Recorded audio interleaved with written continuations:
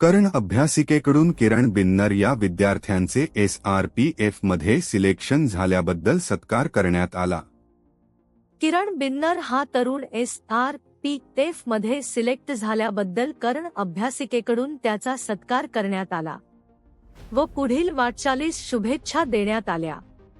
यावेळी Navnath Sadgir sir, Dattu Sadgir sir, Pandharinath घोडसरे व इतर मान्यवर उपस्थित होते। स्टार्ट। धन्यवाद सर सत्कार केल्याबद्दल मला। माझं सिलेक्शन SRPF 2007 इथे झालेले। मी जून 2022 मध्ये संगमनेर म्हणजे पहिल्यांदा प्रवेश घेतला।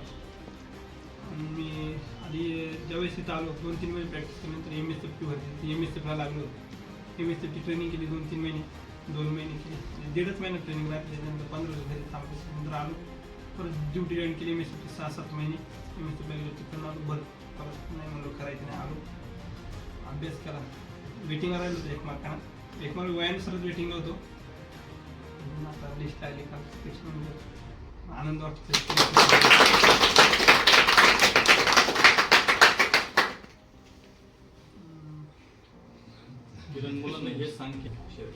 अभ्यास फक्त सातत्य ठेवायचं, कोणत्याही गोष्टी ग्राउंड असो पेपर असो सातत्याने सगळं टायमिंगनुसार। मेन फॉर्म भरताना एकदम व्यवस्थित विचार करून फॉर्म भरायचा। कुठं कोणत्या जागा आहे, आपण काय करू काय करता काय करू, जागा पण फॉर्म जिथे एवढ्या जागा पाहिजे, जिथे जास्त जागा तिथे जायचं फॉर्म भर, जागा पण नाही फॉर्म भरायचा, फॉर्म कधी पण विचार करून फॉर्म भरायचा। इथं जागा पण असू द्या पण आपण काही ठिकाणी जागा जास्त राहते विद्यार्थी कमी, काही ठिकाणी विद्यार्थी जागा कमी राहते विद्यार्थी जास्त येते असं राहते। त्याच्यामुळे फॉर्म भरताना पण एकदम टेक्निक नाही, एखाद्या अनुभवी माणसाचा कोणी पण असू आपल्यापेक्षा सिनियर त्यांचा थोडा विचार घ्यायचा आहे, मार्गदर्शन घ्यायचं, फॉर्म भरायचा कुठं। बाकीचे विद्यार्थी कसे बाहेरचे प्रत्येकाचा अभ्यास सगळेच करणार, आपण करतो ते करते, फॉर्म भरता विचार करून फॉर्म भरला तर काही वेळेस आपण सक्सेसफुल ठरू शकतो पहिलं।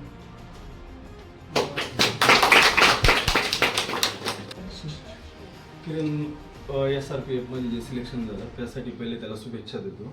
आणि किरण हा तामकरवाडी गावाचा खरं तर पहिला पोलीस आहे, आणि हेच सगळ्यात मोठं एक वैशिष्ट्य जर म्हणाल तर एखाद्या गावाचा पहिला पोलीस असणं, किंवा लोकांच्या तोंडात असते ती गोष्ट का गावातून पहिला कोणीतरी सिलेक्ट झाला, हे त्याचं भूषण आहे की गावचा पहिला पोलीस आहे।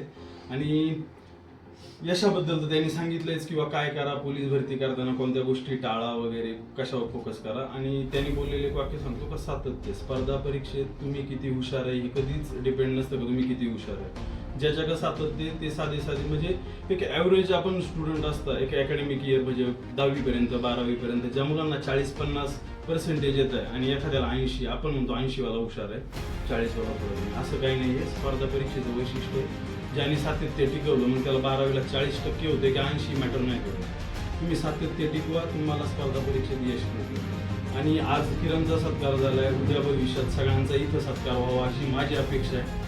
त्यामुळे त्यांनी लक्षात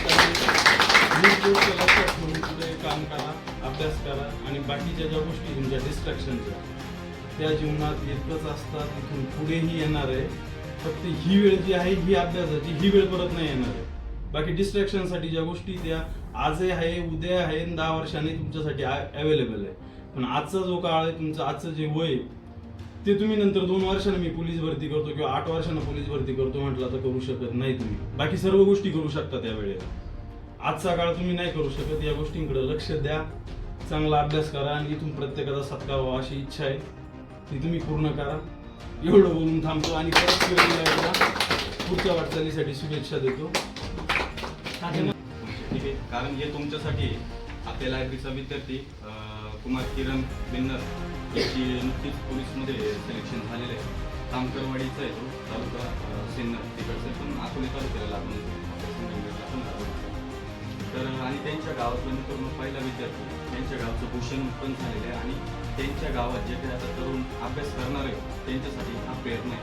आणि अजून एक महत्त्वाची गोष्ट मित्रांनो की एक सांगेल की किरणचं आता दुसरं फेलियर होते, जे अपेक्षा आपण बोलतो करते, आणि अपेक्षातून त्यांनी परत कसं यश मिळवले या गोष्टी तो शेअर करलंच। पण अजून एक महत्त्वाचा मुद्दा सांगतो की त्याच्यासोबतचा एक मुलगा होता, आय थिंक राहुल सदगीर किरण, तर तो पण झालता त्यावेळेस, तर किरणला त्या गोष्टी जाणवल्या होत्या ज्यावेळेस एका सोबत बसायचे ते डेस्कवरती, तर तिथून तो झालता, आणि किरणचं काही मार्कांनी राहिलं होतं, थोड्या मार्कांनी, तर तिथून किरणने परत म्हणजे डिप्रेशनमध्ये न जाता कसं ग्रोथ वगैरे केली किंवा पुढं त्याने सक्सेस कसं घेतलं तर तो शेअर करत आणि आपल्या नवनस सर आणि आपल्या अभ्यासिकेच्या वतीनं आपण सगळ्यांच्या वतीनं मी त्याचा खूप खूप आभार मानतो.